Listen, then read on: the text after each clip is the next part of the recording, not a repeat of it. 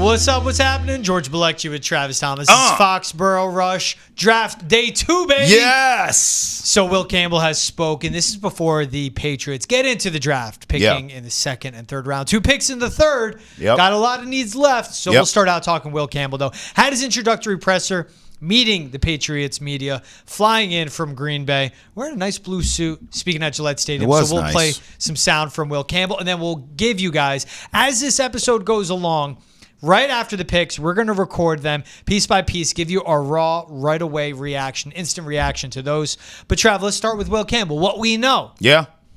You slept on it. Yeah. Still feeling good about Will Campbell at 4? I'm actually still on cloud 9 about the whole situation. What I mean by that is our draft coverage from round 1, George, was fantastic. It was. I mean, I watched our show back twice, and we were in mid-season form, you and I. Yeah. I know it was draft night, but you and I, we were like playoff performance land. You know, fantastic work. You know how, let me say this, I'm proud of you, and you know why?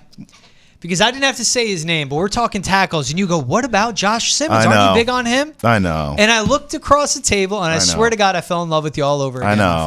my friend. I have never, listen, I've been in the game a long time. I have never talked to more offensive linemen in my G-damn life, but watching this Patriots team last season, that's why I've talked so much offensive line, because we know that's what they need. Yeah. Will Campbell, though, you know, the word we kept going back to in the episode, and you know where I'm going here because we said it a million times, safe. It was a safe pick. Yep. It was a safe pick. Yep. Membu maybe has a higher ceiling. Simmons you bring up, Banks. But, you know, in the end, Will Campbell was a guy, not just because of the tape he put together, George, but because he's a Vrabel guy. And then we heard the workout, and he knocked Vrabel on his butt and all that. So I think that really played into it. It was a culture pick. Yes, the tape was good.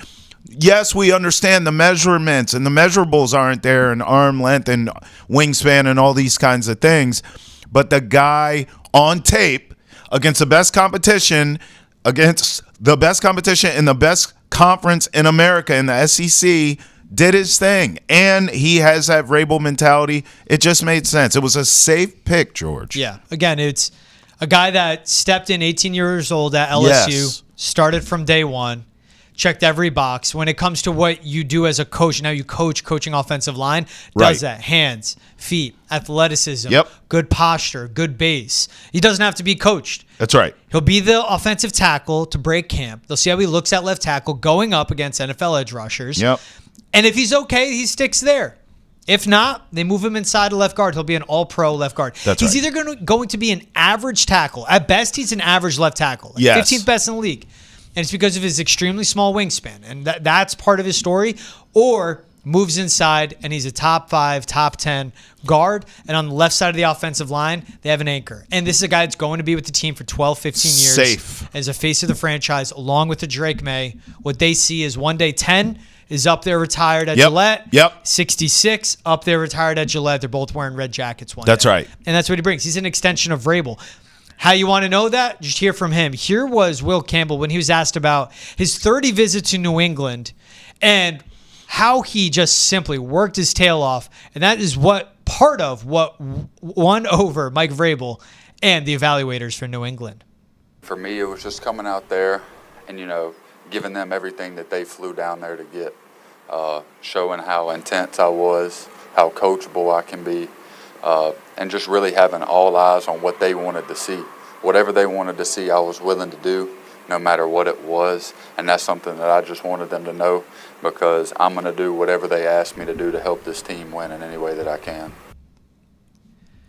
Just guy simple as, I'm not going to waste their time. And what he's saying too, whatever they need me to do, I'll do. And he said that multiple times throughout speaking with the media as well, of like, hey, what does it mean to you that, you know, you're going to be left tackle? He's grateful for the opportunity, but everything he kept saying was, whatever the team needs from me to win, I will do. And that's part of his character and part of his leadership. And that's a major reason why they drafted him. He's so talented. He's so athletic. Yeah. But he just checks all the character boxes. Yeah, I mean, listen, not to be a storm cloud here, but some of this, to your point, with that soundbite, whatever the team needs, you know, I'm amenable to change, things like this, that's good, because eventually they're going to get a real tackle in there that checks every box Yeah. in terms of the measurements, in terms of the physicalities, and they're going to move him to guard. And he's going to say, whatever you guys want to do, it's not a problem. You need me to play tackle? Not a problem. You need me to go to guard? Not a problem. Great point. That's a part of, I mean, when we hear that soundbite, George, like that's a part of the kid's mental makeup. That's going to matter down the line, too. What you don't want is some diva who's saying, hey, no, I'm a tackle. I'm out to prove to everyone, screw the arm length. This is what I do. Yeah. No, you want a guy who's going to say, wherever you need me. I just want to go out there and hit someone in the mouth. And that's what he brings. He plays violently, whether it's guard or tackle, regardless. So this was, again, a very safe pick for the Patriots. Smart, culture-building block type pick. Yeah, and I think that's a great point you bring up. Eventually it will be, hey, we're going to move you into guard. Yes. And he's going to go, am I still protecting Drake May? And they're going to say, yes, you are, Will. And he goes, all right, as long as I can die for that man, I will. That's what the conversation's going to be. They could also be like, hey, I need you to go take my truck to get detailed. My dog throw up and be like, all right, sounds good. Whatever you need me to do for the team, I will do it. Will Campbell, if he met me, he'd be like, why is this tiny little hairy Armenian talking like that? Bro, why does he talk so fast? And are you making fun of me? It is the best, bro. Like your Southern country accents send me every time. It's, if anything, it's going to get better because I'm going to hear it so much so more much. often. Yes. Talking to Will Campbell every week. You're going to be talking to him. Hearing from Will Campbell every week. We may get him on the program.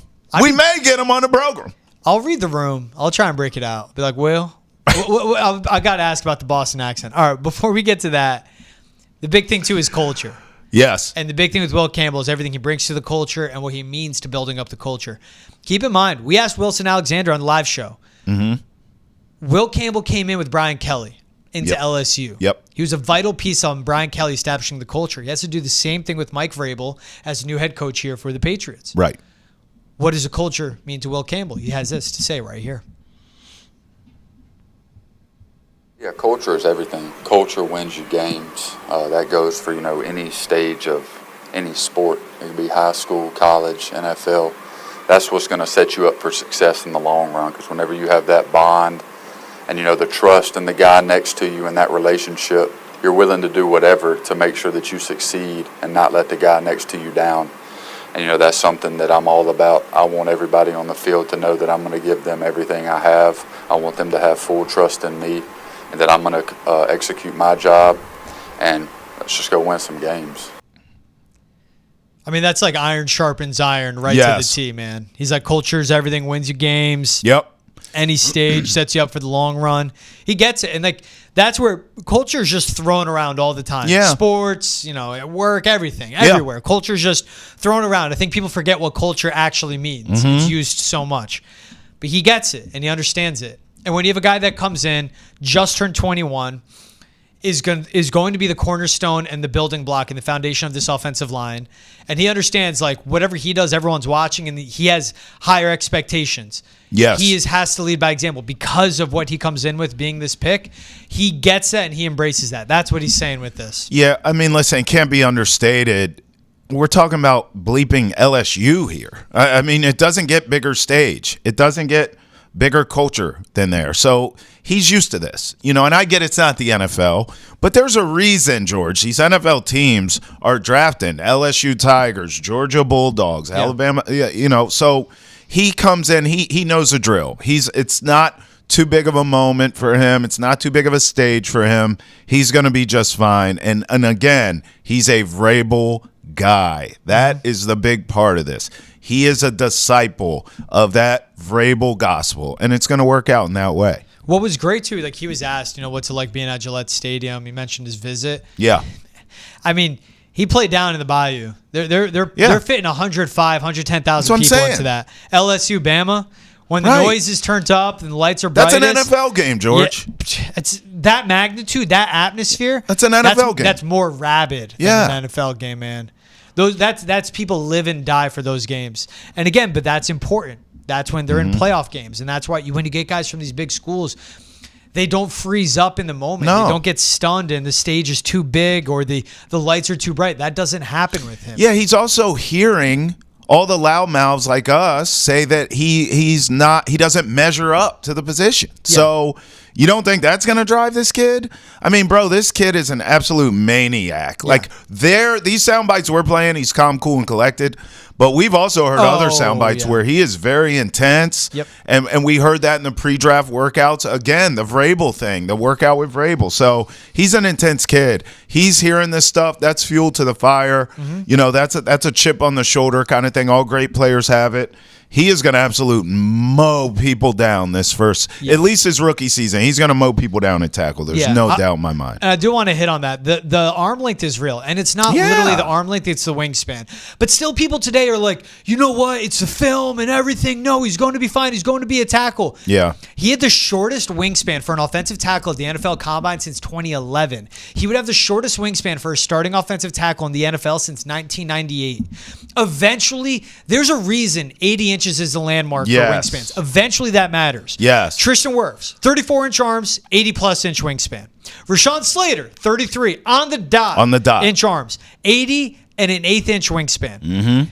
Penei Sewell, 33 and a 1/4-inch arms, 80 and 7/8 long wingspan. Joe Thuney, sub 33 arms, 79-inch wingspan. He went from tackle to guard. And you know what he did for the Chiefs in the playoffs in the Super Bowl? Move to tackle, break glass in case of emergency. He can get the job done. But the long-term solution is not there. And when he was going against South Carolina, Texas A&M, Georgia, these SEC schools, the cream of the crop, he was getting beat by the athletic, longer, speed-to-power pass rushers. That's right.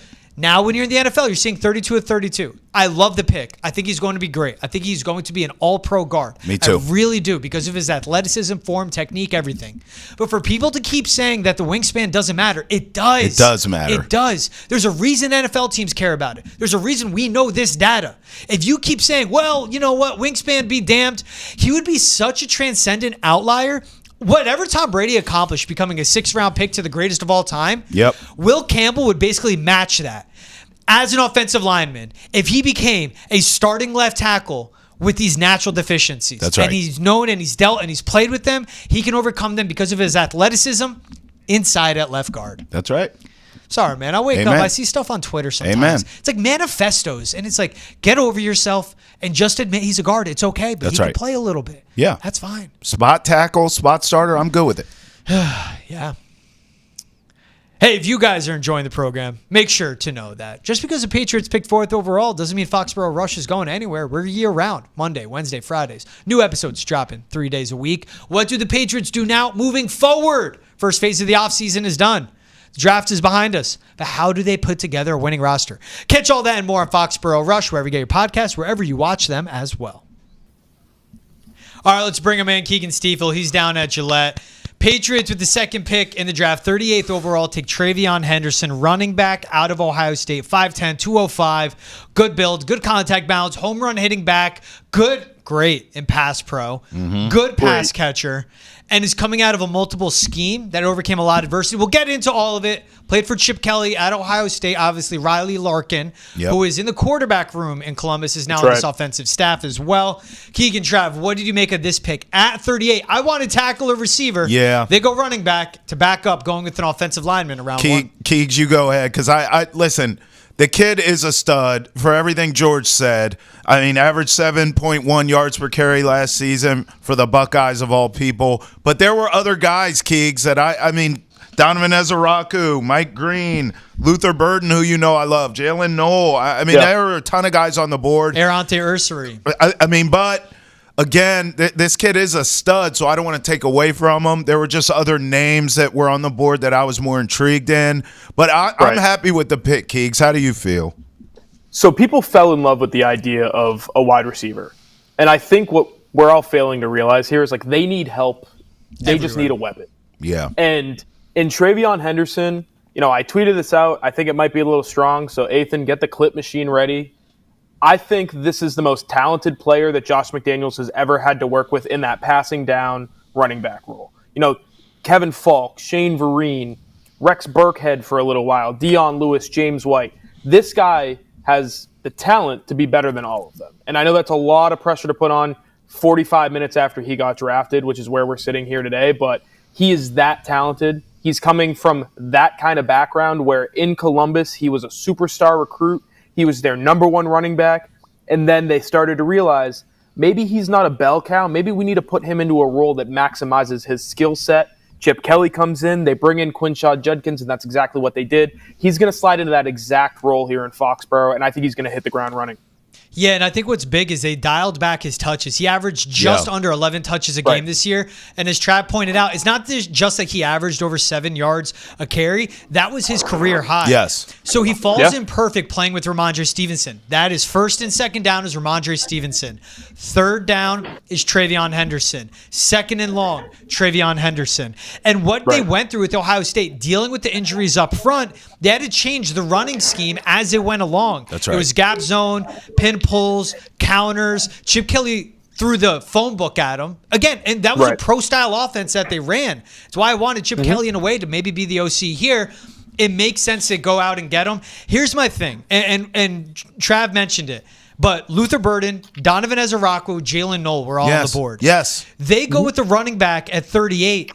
Everything I like about TreVeyon Henderson, you wouldn't get it to the same degree when it comes to the running back. R.J. Harvey, DJ Giddens, Devin Neal, Lakeem Allen, and you could have waited back. I don't think you get the same upside you get if you wait back on a wide receiver. We'll see how the board falls and all that.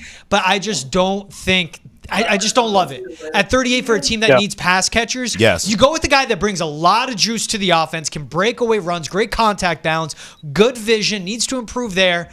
That's what it is, though, of it's a running back you could have gotten later. It's a really deep running back class. It's deeper than the wide receiver class. That's where I go with this pick. Yeah, I think, like I said earlier, it's getting caught up in the what's the difference between a running back and a receiver thing. And I think in this offense, in terms of importance to the way Josh McDaniels wants to call a game, he's just as valuable as any of those guys you mentioned would have been in this spot. Because think about the receiver room and kind of how that's set up. Stephon Diggs is going to need touches. And you're going to have Jalen Polk. You're going to want to work him into the offense, and Kendrick Bourne and all these other guys. So Pop Douglas, obviously. So do you want to push them all back a spot and try to fit a rookie in and really revamp the way that you're going to approach these wide receivers? Or you take somebody later on and maybe see if they can fit in, slower than this is. I think with the running back, like I said earlier, TreVeyon Henderson's going to hit the ground running. He's going to be your number 2 running back right away, and he's going to be a really big focal point in this offense. So that's what you want to take with a second-round pick. You don't want to take another project wide receiver like you did last year with Jalen Polk, and we all saw how that turned out. And, some of us still have hope that can get a little bit better for him and he can find a role. There is no hope that TreVeyon Henderson's going to find a role. He has one the second he got drafted. He's going to be an important part of this offense. I think that's a great point, Keegan, as always from you. Listen, I think a lot of it's culture, too. We know Vrabel wants a tough, just piss and vinegar type of team, defense and offense, and this is what this is. It's telling us they're going to run the football, and they're going to run it by committee. I ask you this. What does this mean for Ramondre Stevenson? Because I think it's going to be a communal run game like we see the Harbaugh boys do. But every now and again, listen, John Harbaugh got Derrick Henry, and all of a sudden it wasn't much of a running back by committee anymore, was it? And we'll see what happens with his brother out in L.A. But I think my gut tells me this is going to be a team that collectively runs the ball. I don't think they're done with running backs. I wouldn't be shocked at all if more running backs are drafted later in this draft. Yeah. I think it's going to be running back by committee, and we'll see and that's how it should be. We'll see where Ramondre kind of fits into that. Is that what you're thinking too, Keegan? Like, what does this mean for Ramondre Stevenson specifically? Absolutely. If you look at Ramondre Stevenson early in his career, he was splitting touches with Damian Harris. Right. And everybody watched him and they thought, wow, this kid's going to be really good. Damian Harris is going to move on once his contract runs out, and Ramondre Stevenson's going to be that guy. And then when he became that guy, you started to see the injuries pop up and the fumbling issues popped up. And you started to realize that maybe he's not the bell cow back that you thought he was going to be. Maybe he needs to be in a committee. You keep him fresh, and he's going to be that to the level that we all saw his rookie season early in his second season. TreVeyon Henderson's going to allow him to be that. And the same thing goes the other way, where TreVeyon Henderson's not going to come in and just take all the touches, because he did that at Ohio State for 2 years. And the Buckeyes realized, our offense isn't as good as it needs to be with him in this role. You go get Quinshon Judkins, you reduce the touches, like George said, and he has the best year of his collegiate career in his last season. So having them both together, letting them spell each other, so where they're not running the ball 20 times a game. Each of them are going to get, 14, 16 touches. I think that's huge. And there are three things that TreVeyon Henderson does really well. He's an explosive player. He had more explosive runs than any player in college football over the last 3 seasons. So you have that right there, a guy who can actually run away from people. He's great in pass protection, which the Patriots can't even say that about offensive linemen. So it's nice that they've got a running back who could at least step in there, take a hit for Drake May, maybe keep him alive a little bit. And number 3, he doesn't fumble. Mm-hmm. What does Ramondre Stevenson do? Why was he not on the field late in games last year? Because he keeps putting the ball on the ground. So you found a guy who can do 3 things that your current running back committee can't, and you're adding that to that group. I think this group got so much better. And like I've said time and time again, with the way they're going to use these running backs in this offense, I think the value is there. Yeah, and it's even Antonio Gibson. If they were to let him go, again, that was past regime, they're saving over $1 million against the cap. They have all this cap room, but the point being is they could save money against a dead cap if they decide to part ways, because TreVeyon Henderson, he eats into the Antonio Gibson role. I mean, that's just what he is. That's what he'll carry on. And it's great that you point out, because when Quinshon Judkins transferred from Ole Miss to Ohio State, the best thing, and you saw literally Ohio State dialed back TreVeyon Henderson's touches. Yeah. He was a first, second down back. Honestly, their roles would be interchangeable, but that's what Ramondre Stevenson is. He doesn't have that home run hitting speed, but he'll get you 4, 5, 6 yards. He can read the lanes. He can find the holes, and he can get you that tough yardage. And then that was Quinshon Judkins. Then TreVeyon Henderson comes in, you beat up the defense, you tire him out. He's the boom, big run, hits that home run at the end. It makes sense with the fit. I don't love it again, and I'm going to own it. I'm a huge Jalen Noel fan, but then that's a slot. I think if Jaden Higgins, and we saw him go to the Texans right away, 34th overall pick. He wasn't going to fall to 38. I don't think he was going to even make it past 36, to be honest. If Jaden Higgins was on the board, Patriots probably go with him. Yes. But once he was off, they looked at their wide receiver room. As you pointed out too, Keegan, it's a depth chart. All these guys inside. Yep. Why would we go Luther Burden? A project. Yak monster, but a project. Why would he go Jalen Noel? I think I would go with him anyway, because I would bump out a Jalen Polk or maybe trade a Kendrick Bourne. Go offensive line too, George. I mean, and he could line up outside. Could have went right back to O-line. Yeah. And yes, they could have gone Arante Ursary, who again the Texans picked up. So I like the pick. I do. And it is, they put juice in this offense. And you know what this is saying too? We're not going to get tired. Like you said, Keegan, we're running the effing ball. Right. We have a great quarterback, but we're going to set up the play action. Right. If I could just talk to the listeners real quick. When we shut down here, the next time you see these two beautiful faces to my left and my right, they're going to be with Sean. I think there's a decent chance that Jalen Noel pick that you wanted, or another wide receiver, that could end up being the pick you guys are talking 69, about. 77. The way this board is going, a lot of cornerbacks coming off the board right now. The run on corners, like we all talked about last night.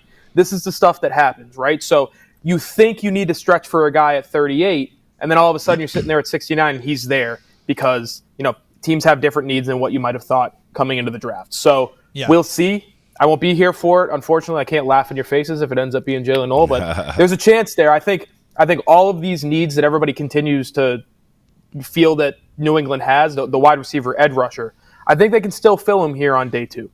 I bet the Bears would have taken him if he fell to 39. As far as Henderson goes, O'Keegs, is there a comp that you like in the NFL? I mean, he reminds me a lot of James Cook, kind of similar build there in Buffalo. I think he may be more explosive even than James Cook.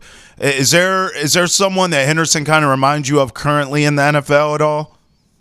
I think the first name that came to mind is Bucky Irving. If you guys remember, a guy who came out of Oregon last year, and he wasn't really supposed to have. Is it Irvin or Irving? Irving. No, you were right. Okay, all right. I'm laughing. It's like if you guys remember, it was a year ago. Yeah, I remember him. Yeah, but when he came into Tampa Bay, there was a question like, what is his role here? Is he really going to be? They have. Give it to me. Who was the starter? Who was the starter? In the Bucs? Rashad White. Yes. Yeah, they had Rashad White there, so it was like, what's his role? And then all of a sudden, he ends up being the guy. Yes. Not in terms of amount of touches, because Rashad White was still getting his touches, but when you needed to make a play on second or third down, you needed to get back ahead of the chains. Bucky Irvin was coming onto the field because he really is their best running back. So in terms of role, I don't know if the player itself it's a total fit, but in terms of role and how this team is going to use him, I think that's probably the best comp. Okay. I give him. He doesn't carry the same weight. He's not as athletic, but he's similar to a way to me would be a Kenneth Walker out of Seattle. But again, I don't think he's as explosive. I don't think but he's right. The power's not there. Yeah, the power's not there, but the acceleration is, and there's a small hole and he hits it. I like that. The multiple schemes he played in, Josh McDaniels is salivating at that. They're going to run the ball. Yep. As you guys know, we're reacting to the picks as they come in, so third round hasn't rolled yet as of the recording of this. Keegan, sorry to break your heart, Femi Oladejo, Titans. Great job by them. Trade back, and they take him, man. You see his soul leave his body, George. I wanted him. The Darius Alexander agenda is still alive, so I have that to look forward to. Yeah, I know. We'll see. And again, this draft so volatile. I did not see the second round starting how it did. Keegs, appreciate you taking the time while you're down at Gillette. Go get the rest of them. We'll check in with you another time, my man. Thank you. Thanks, boys. All right, and with the third pick in the draft, Patriots going Kyle Williams, wide receiver out of Washington, 5'11", 190, 4.4 40-yard dash, 155 on his 10-yard splits. Sounds undersized. Sounds like he's built like a slot. Not the biggest receiver, but he's a good vertical threat. We have Sean McGuire with us now. Sean, what do you make of this this draft pick now for the Pats? Their third pick in this draft going wide receiver. Yeah, I mean it's definitely based on their second round pick and their third round pick. They're adding explosiveness. I mean Kyle Williams. I don't know if I would say that he would be what I went with. I think I still would have went with Jalen Noel. I was kind of beating that drum at 38, never mind at 69. So when I saw Noel on the board, I was really hoping they went with them. But with that said, I mean, Williams is explosive, one of the best pure separators in the class. He's, 70 catches, 1,200 yards, 14 touchdowns last year. His 14 touchdowns were behind only Travis Hunter and Jeremiah Smith. I mean, the two best receivers in college football. Just a threat at every level. So I certainly understand it. I'm glad they added a receiver. I think if we came back and we were having this conversation, they added, an edge rusher, a tight end, or defensive tackle, I don't think I would feel as great about that. So I am happy that they added a receiver. I definitely think it's worth questioning, the receiver that they went with. But with that said, an explosive player, no doubt. This just shows how nice of a person you are. I don't like this pick at all. I would have went Noel as well. I would have went Jalen Royals, who's a little bit of a bigger body. I hate this pick. I'm going to be honest with you. Okay. I mean, I would have been happy with a tackle, and I'm sick and tired of talking offensive line. I think you have a ton of this on the roster already. I don't know how Williams separates himself from any of these guys. I hear you with the explosion, but Noel's explosive too, more so from what I've seen. I mean, you didn't get Higgins. You're out on that. The next best bet was to go Noel. I think they dropped the ball here, literally and figuratively. I do not like the strap pick at all for the Patriots, at all. I absolutely love it, and I get it, like his profile. He's 5'11", 190. Jalen Noel's 5'10", 195. Jalen Noel is a guy that can line up outside the numbers, can line up out wide, but is mainly profiled as a slot.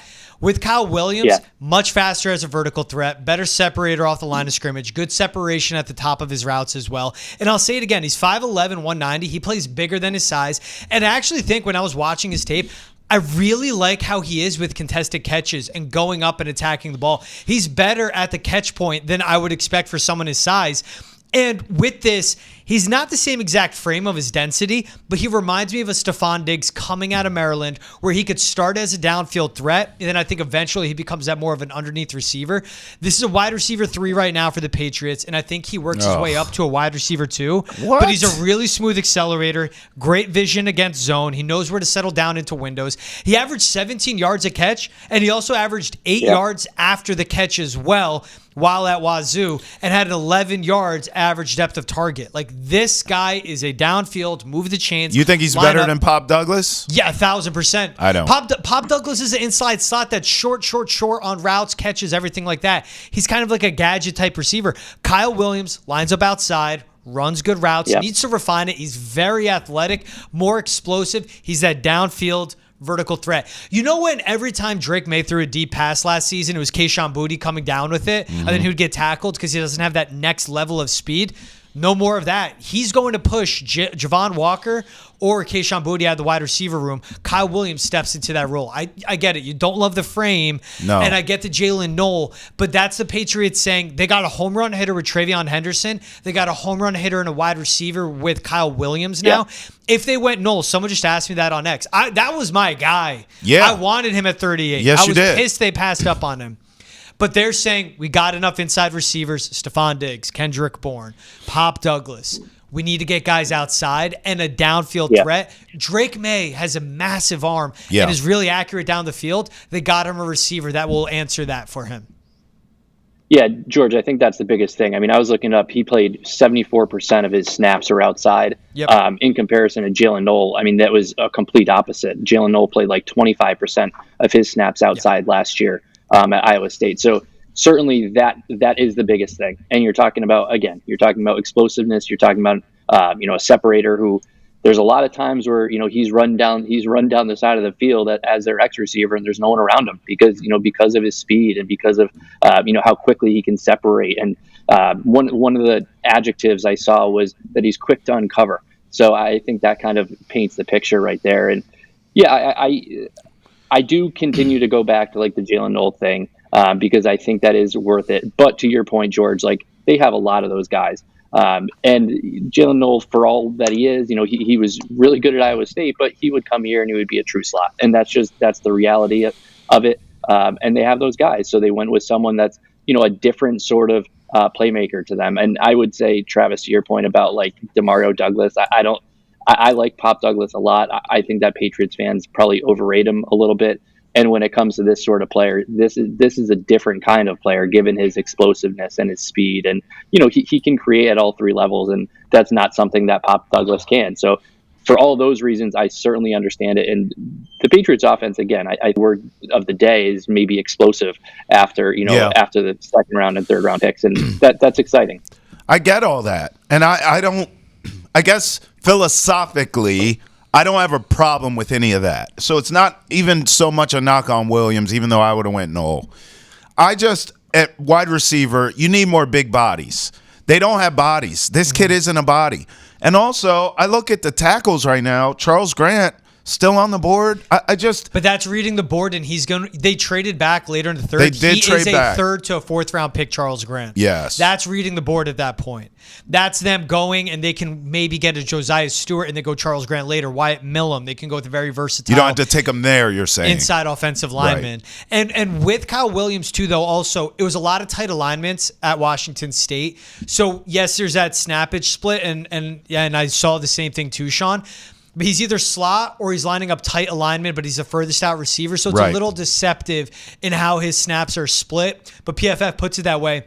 But no matter what, there was a lot of design touches for him at Washington State. Starting to games, like watching some of his game film, early on, it was simple settle down against zone, catch a ball, move upfield quick. Mm-hmm. He's quick to transfer from catching the ball to turning upfield and making plays. They need run after the catch. They need yards after the catch. Yeah. They need that, and I think he brings that to them. And he's someone that you could get really creative with getting the ball. You know what he is? He is a Pop Douglas in the short term where you put him in motion pre-snap, get him in motion at the snap, and get him open quick. He can make that all happen. Every level of the field, he makes it a positive impact.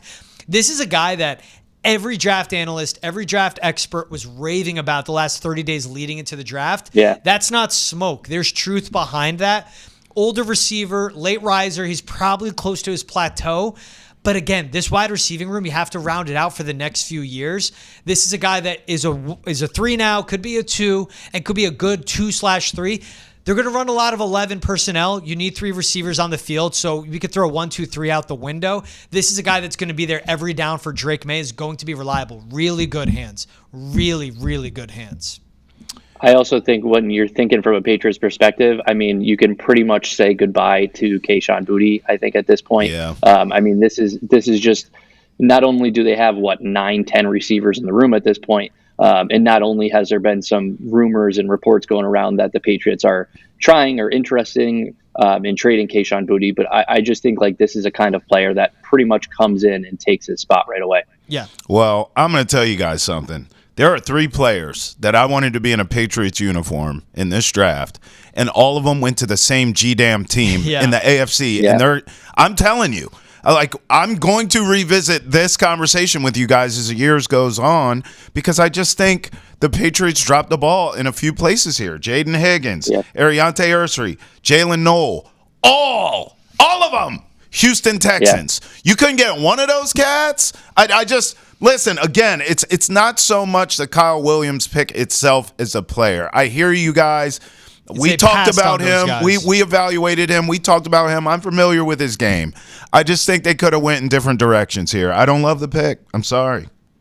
Travis, to your point about all the Texans guys, I kind of wish I was writing for them at this point. Yeah. I mean, all three of the profiles I wrote before the draft all ended up with the same team. So kind of unfortunate for me.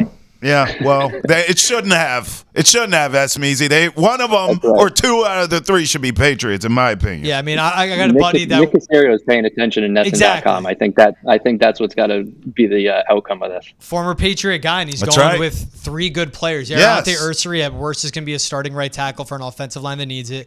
Jaden Higgins is a Nico Collins light, right? And Jalen Knowles a more juiced up Tyler Lockett. Yes, Texans drafted well. I still like how this Patriots draft is falling together. Again, I wanted receiver. I want to go best available at 38 over a running back. I think they could have got that home run hitter, Devin Neal, DJ Giddens, maybe Tutton as well later on in this draft. But I see the vision. Offensive line, run the ball. Explosive running back. Very reliable offensive lineman. Yes. Explosive running back. Explosive receiver. They're giving this offense more boom, power, home run hitting ability. Yep. They're increasing the ceiling. And you know what I liked? Objectively, their first three draft picks all going into their most important asset as a franchise, into their quarterback. Yep. Mm-hmm. Yeah, I was going to say the same thing, George. Just every pick is made right. Every pick has been made with Drake May in mind. And I don't think you can really ask for anything else, from this draft at this point. And hopefully, we're 3 picks in. Hopefully that doesn't stop, come to a screeching halt or anything. But I do think it's just, you added your left tackle, you added a pass catching running back, you added a receiver. I mean, 3 glaring needs coming into the draft. And I think to address and add players at each of those positions, I think was, a really good sign. And we'll even see when they trade back because they acquired another top 145 pick at that, so another fifth-round pick. But now picking 85, 106, 144, 146. This could be trade back, get another pass catcher with the extra picks. That's when they can go back into the trenches. Again, 106, that's Wyatt Millum, Charles Grant territory. Yes. Maybe Josiah Stewart, then 144, again, interior offensive lineman. Maybe Jalen Travis. And then at 146, I wouldn't be shocked if it's they're going with the tight end out of Notre Dame as well. I think that's when they end up going tight end. And then down the line, we'll see more picks as well. He's Sean McGuire, Nesson.com. Sean, appreciate you taking the time at Gillette, my friend. Drink plenty of coffee. Appreciate it, guys. Thanks for having me. Hey, if you guys are enjoying the program, make sure to know that just because the Patriots picked 4th overall doesn't mean Foxborough Rush is going anywhere. We're year-round, Monday, Wednesday, Fridays. New episodes dropping 3 days a week. What do the Patriots do now moving forward? First phase of the offseason is done. The draft is behind us. But how do they put together a winning roster? Catch all that and more on Foxborough Rush, wherever you get your podcasts, wherever you watch them as well. All right, and long wait after the Patriots traded back twice. Jared Wilson, center out of Georgia, 6'3", 310, ran a 4.84 40, fastest 40-yard dash for any offensive lineman at this year's combine. Long wingspan, 90th percentile in the vertical, 95th percentile in the broad jump. Great athlete. Explosive, good athlete. Surprising enough, though, with this build, moves well laterally, really good on the second level, but better in pass pro than he is in run blocking. Mm-hmm. But with Garrett Bradbury there, he doesn't have to be that instant starter right away. He could challenge for snaps, but this is wait and develop.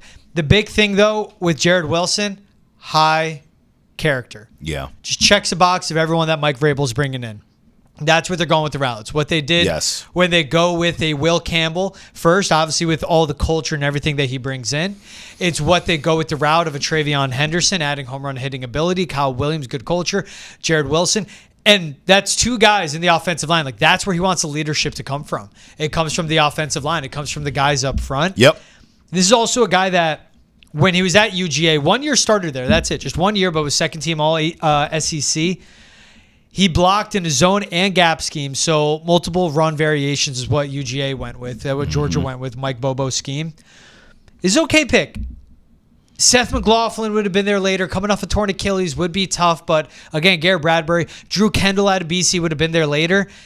Again, how the board looks, and I'm honestly perplexed by this draft with what some teams are doing, like the Browns, but it's the Browns. Charles Grant at tackle was still on the board, too. That's who I wanted. And that's a big man. That's a big left tackle. And exactly, that's one route they could go. Or they go with a good interior offensive lineman like Marcus Mbu. Right. Or maybe a Miles Frazier. And I'm also just thinking when the edge rushers that were there when they did pick as well, Baron Sorrell, Kyle Kennard. Kennard would be that third down pass rush specialist. To me, he's the next Zadarius Smith of the NFL in that type of scheme. Zadarius Smith, who Terrell Williams coached. Now, maybe they get them later. Again, that's the thing with the draft. We're reacting right away and how the board falls. Yeah. I just don't love a center at this spot. Jalen Royals is there. Alec Oyominor. Get more pass catchers. Get more bodies. Like, you're ready to move past Kayshon Boutte. All right, what are you doing, Jalen Polk, Javon Baker? Like, you need to accrue bodies. And even they still need a nickel corner. Yeah. I know that Jacob Parrish was off the board by the time, but he was there, and that's something that they said they needed. Why not trade back and just take a Jacob Parrish? So this is an interesting pick. Don't love, don't hate. It's centers. Good in pass pro. You know what? That's good. Moves well laterally. They say, in the scouting reports I do read and watching a little bit of them, moves like a tight end trapped in a bigger guy's body. Pass protection was terrible for the Patriots. So it's a good piece to bring in. It's just, the price. I don't love the price. I'm probably going to surprise you here because I actually like the pick. I think everything you said about culture and character and all these draft picks makes a lot of sense. And I think that matters. But I think schematically as well, I sort of get what they're doing here. And we talked about this earlier. Here on day 2, they went explosion, okay? They wanted explosive playmakers. So you got that. You got that at the wide receiver position. You got that at the running back position. Yeah. I think this was about protection. And it's what I was telling you. I mean, that's why I wanted Charles Grant at the tackle, but they went center instead, which is fine going here with Wilson. But in the end, It was, okay, we want to get some explosive players in here for some big splashy plays, some home run hitters, so to speak. But it all has to come back to we can't get the explosive plays. We can't make these splashy plays, these chunk yardage plays without protecting Drake May. Yes. And that's what this pick was about. So I'm fine with it. Again, I am sick and tired of talking offensive linemen, but in the end, it's where you're the weakest, and I'm glad they did address it. I would have gone in different directions in terms of players, but I at least am glad that they are addressing the offensive line. So it makes sense to me, George, schematically. Yeah, it's also interesting. Tate Ratledge went, I'm pretty sure Dylan Fairchild was picked as well. I could be wrong, but all 3 interior offensive linemen for Georgia now in the NFL. And if Dylan Fairchild wasn't picked, I'm looking through the picks all again. It's been a long night, folks. There you go. If he is picked as well, though, that says a lot about Georgia's interior offensive line. So many schools with good offensive lines all around, but all of them, I think, one day will be starters in the NFL. Yeah, this is the one. It's tough to get excited over centers. Again, this is and I said it yesterday, Drake May's a steak, Will Campbell's the asparagus. Yep. You got a little taste of dessert. TreVeyon Henderson, Kyle Williams, Jared Wilson, taking him with this pick at this spot after trading back twice. That's another side of get your veggies in. You got to eat your veggies before you have fun and party and drink your beer and have your dessert. Now, I know you took shots at the Browns here with their draft. It's like you passed up, so you pass up on Travis Hunter, and it's necessary. I didn't know this was going to trigger you. And you get 2 seconds, 2/3. And you get a future pick as well. Yes. And I know Andrew Berry in the front office is looking at the Haslams and going, you made us deal with Deshaun Watson and ruin that roster we built up. Right. We're going to make you deal with the rebuild. Yep. Good? Awesome. Yep. So they go Mason Graham, which is fine. Best available at 5. I think that's I get great. it. No problem. Then you go off-ball linebacker, but I know Jeremiah Wusu-Koromora, his future is murky. Yeah. Keyshawn Judkins, deep running back draft. I like him. Harold Fannin Jr., a funky running tight end. And then you go Dylan Gabriel at the 3rd. That's where he would have been there in the 5th. Yeah. You went a left-handed quarterback. He might have been there later. That is undersized. Yeah. Doesn't have great arm. Doesn't do anything exceptional. Yeah, good IQ. Yeah, sure, leader. But, what is this? Yeah, it's the Browns. How do you just not – I would go premium after premium position in a rebuild, or I would simply go best available, either or. That's what perplexed me with all the Browns, George. It's what they do. But they draft well. They draft well. That's what boggles my mind about this. Yeah, but Jalen Royals is there. You need receivers. In the end, Browns are going to Browns. Jets are going to Jets. Raiders are going to Raiders. We know the rest of it. Here's why I brought it up. I was going to go the opposite. I was going to go at a team that jumped out to me in day 2. Yeah. I actually think the Texans, in a lot of ways, maybe have won this draft. I mean, to get Higgins and Ursery in the second round, Noel in the third, all players that I wanted the Patriots to get. We talked about this earlier in the episode. Yeah. Like, I'm looking at the Texans, and my mind is blown at what they've done in day 2.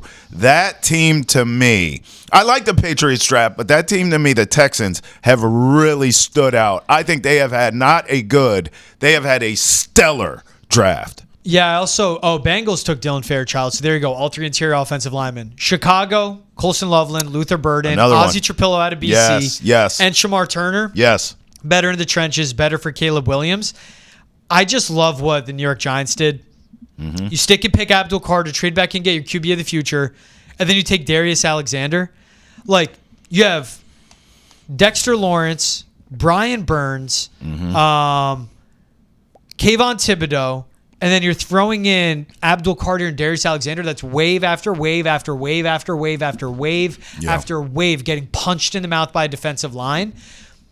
Great draft by the Giants. They need to get better on the back end. Yes. But their defensive line got deeper, and you help out poor cornerback play by having a great Well, they pass were rush. already good on the defensive line, and now you just got a lot better. Yeah. I agree with you there. I still think, though, I can't give the Giants any props at all. That's a team, they should have taken Shedeur Sanders, and for them to take Jackson Dart is stupid. And every team that has passed up on Shedeur Sanders should be ashamed of themselves. This is so clear to me now. At first, I thought, okay, first round, I get it. But second round, third round, I mean, listen, it is so clear to me that there is collusion here. It is so clear to me that there is a hit out for this kid. Is it because of the kid's cockiness? Is it because he didn't test well in the meetings and all that? Is it because of his father? I don't really know. I don't really care. I mean, I've watched this league for years, just like you have, George. We watch every Sunday together for the past few seasons. This quarterback play in this league is putrid for some of these teams. You cannot tell me Shedeur Sanders, a kid who has gone to 2 different programs on the collegiate level and turned them around in complete rebuilds. I mean, Jackson State and Colorado were S shows before him and his dad showed up.